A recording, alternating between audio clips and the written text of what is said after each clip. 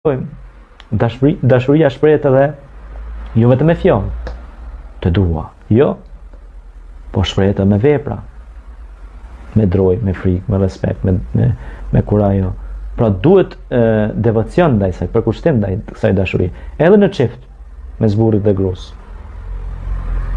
Dashuria nuk është sikur disa njerëz që për shembull ka shumë djem ose vajza e sheh një film edhe pasi përfundon filmi thotë po e pa aty thotë si shpreh dashurinë thotë ti mos ma shpreh kur kështu thotë mirë po atëherë propë xhirojmë një film dhe po ja shprehim ndjenjat e dashurisë ndaj njëri tjetrit, ha?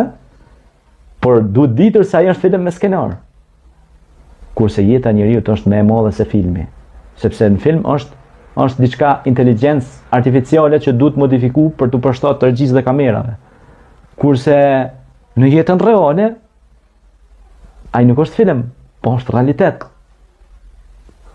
E ky është pak keq kuptimi i virtualitetit me realitetin. Unë kisha një takim tash që duhet ndërlidhe me këtë pjesë, kisha një takim me disa kolegë të nderuar dhe një ndër ta nuk më kishte takuar asnjëherë që po i thon tash live, takim fizik.